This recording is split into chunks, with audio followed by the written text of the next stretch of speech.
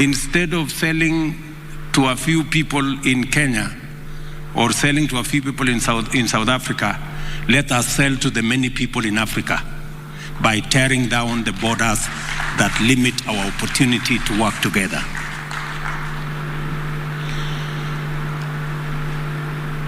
I want to thank President Ramaphosa for working with my team and myself to eliminate some of the barriers that we have. Our ministers have instructions that South Africa and Kenya are in one neighborhood, and South Africa and Kenya hold the potential of unleashing the opportunities in our continent by working together.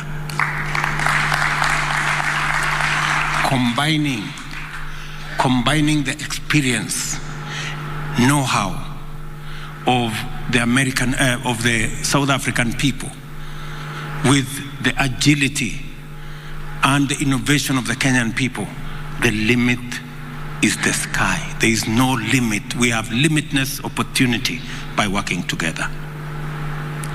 I want to promise my good brothers from South Africa that Kenya is open for business and Kenya wants to work with you. We have agreed on many of the other issues, and I want to thank our officials for being supportive of the positions that we have taken.